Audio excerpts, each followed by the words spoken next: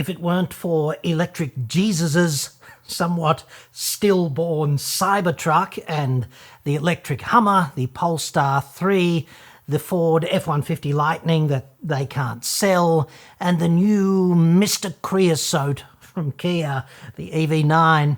If it weren't for all of them, then the new Hyundai Ioniq 5N, it could have been the world's most absurd electric vehicle. And okay, dude, it might not be a proper award winner, the Ioniq 5N, but it is still wonderfully absurd.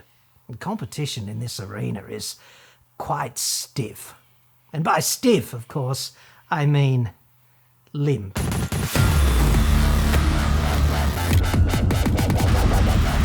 I'm John Cadogan from AutoExpert.com.au. New cars cheap, even electric ones. If you'd like to do that to yourself, you'll find that I'm mostly non-judgmental. So that's nice, but Australia only website. Come on.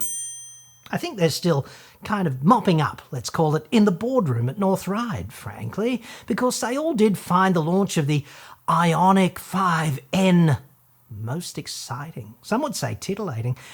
Like, here's a car that weighs more than a freaking Hilux SR5, and yet it accelerates to 100 k's an hour in battery-frying boost mode in early threes, like 3.4 seconds or whatever it is, at 2,110 kilos.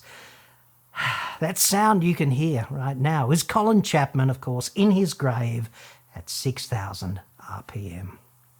This vehicle needs Pirelli P0s that are 11 inches wide, and it rolls on 21-inch wheels, mostly because that's the only way they could fit in brakes big enough to stop it, despite the fact that it generates 0.6 G via regen.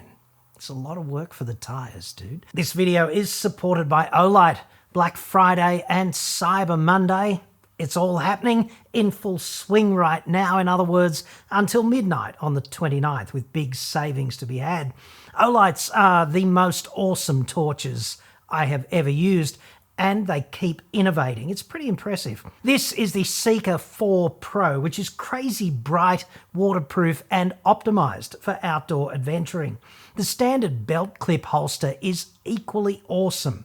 It offers great retention, plus it prevents accidental torch activation, and it adds USB-C charging in addition to the standard MCC3 charge point on the torch body itself. There are 5 brightness levels plus strobe mode. The Marauder Mini is a 600-metre searchlight that morphs into a 7,000 lumen floodlight at the flick of a switch. It's fully rechargeable by USB in the car.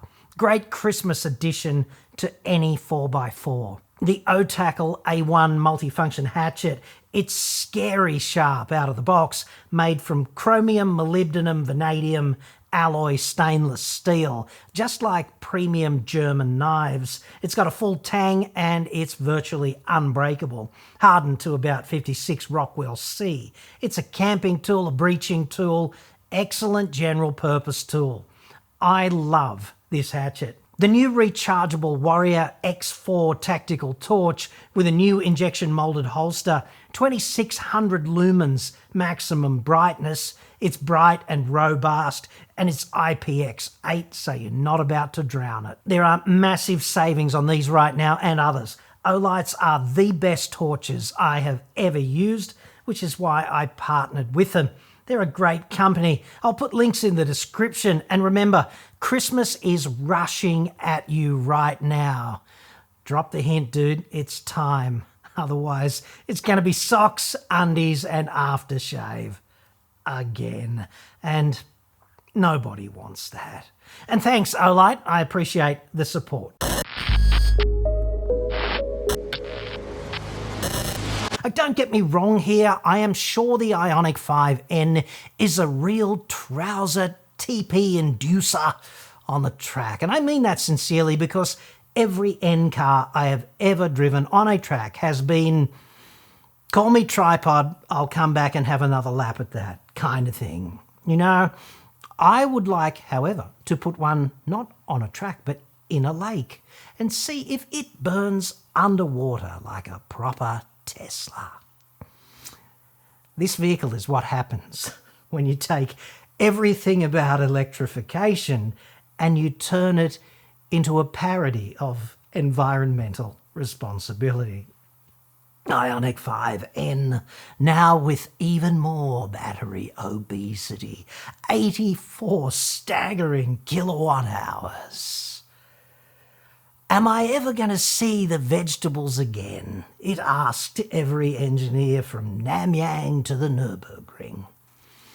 42, 39, 56. You could say she's got it all, including a monstrous drain on the planet's resources, which really is a fundamental affront to everything electrification actually stands for. But hey. So if you've got a solar array up there somewhere, the default domestic 6.6 kilowatt installation upstairs, it's going to whip up about 25 kilowatt hours every day. So on the fourth day, you'll be recharged. Hashtag net zero shit yeah. It's actually 2 days faster than it took the alleged God to create the world, allegedly. So in that context, charging up like that, it's really not that slow at all. Everyday sports car delivers a dynamic and emotionally engaging driving experience. Yeah, quite. Just another everyday sports car costing $120,000. Drive away. How many would you like, dude? Put you down for what? 3? This vehicle is the same price as a BMW M2. Just saying. Or 2 i30Ns, a massive solar array, and 3 square meals a day, every day, for a year, at Hooters Parramatta. Hooters makes you happy, dude. That's what they say. It's on the website. And from what I can see, it seems like a fairly accurate claim. Quick shout out right now and heartfelt congratulations to Emily Johnson from Orange Park, Florida. Miss Hooters International 2023. Just 6 years as a Hooters girl and now she's on top. Working hard towards her doctorate in occupational therapy. And it's working. She's making me feel better already. That's the power of Hooters, I'd suggest, not to be underestimated. To maintain peak power efficiency, Ioniq 5N features advanced battery thermal management. This system is designed to resist power degradation caused by excessive heat and includes an expanded cooling area, an improved motor oil cooler, and a battery chiller. The addition of independent cooling radiators for the battery and motor ensures that the vehicle resists performance degradation even under demanding track conditions. Understood? Thermal management, good idea. So you can thrash this vehicle's Hooters off and it will, quote, resist degradation. Yes, got it. It does sound like me trying to resist Tiffany, however. All the Borg Queen has to do is utter the prophetic words, "What's wrong with right here on the desk?" And resistance is futile, dude. Assimilation into the collective is a foregone conclusion. How do you reckon the Ioniq 5N's battery is going to be doing in like, 10 years? A key feature is AnyShift, which provides precise control over power delivery and simulates gear shifts. This feature creates a more interactive experience, closely replicating the feeling of an 8-speed dual-clutch transmission found in Aisin cars. You know when you've smeared excrement on the walls just once too often, and the warden decides it's the hose-out cell for you for the time being? We've all been there, dude. This is kind of that. What are we actually trying to achieve here? Unmake the frickin' omelette and put Humpty fucking Dumpty back together? Like, dude, not even all the king's horses could do that, and you know how good the king's horses are with puzzles. The second law says you can't unscramble this frittata. Just saying. I would have loved to attend those meetings, actually. Like, okay, so here's the plan. We're going to spend millions making a perfectly serviceable N-spec single-speed electric drivetrain that's smoother than a supermodel's buttocks, powered by advanced electric motors designed to spin seamlessly up to 21,000 RPM. And our only objective here is to make it feel like a fucking dual-clutch transmission from an internal combustion car. I'd suggest that that'd be kind of like putting Melbourne cuff hoofbeats into the audio system of a BMW M3. This won't make it any faster, of course, but if we add this feature, rich, virtuous fanboy racers will buy it and nobody will ever allege that electrification has cut the balls off the N division. It's like kids on monkey bars, dude. Still swinging. Hashtag Kid Rock. Furthermore, only people with a proper appreciation for science, technology, engineering and mathematics are ever going to see the breathtaking intersection of cynicism and hypocrisy at play here. And hey, they're an endangered species anyway. All in favour? Great. No need for a count. I think that's everyone. And given the sentiment in the room, there's another motion I'd like to propose at this point. What sets Ioniq 5N apart is its ability to offer 3 distinct sound themes through N-Active Sound Plus. The ignition theme simulates the sound of N's 2-litre turbo engines. Evolution provides a high-performance sound, and Supersonic offers variable volume during cornering, inspired by the sound of fighter jets. These sound themes not only make the driving experience more engaging, but also allow drivers to personalise their auditory experience.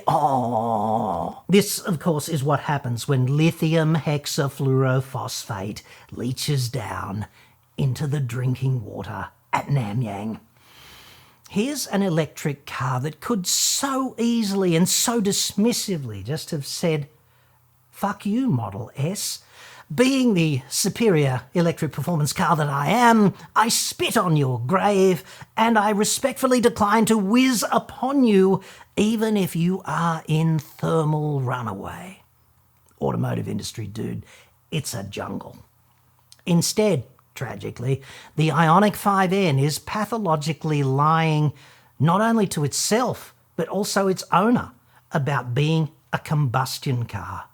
It's a combustion car trapped in the living hell prison of the body of an electric car. It's got powertrain dysphoria. I don't even know what pronoun to use.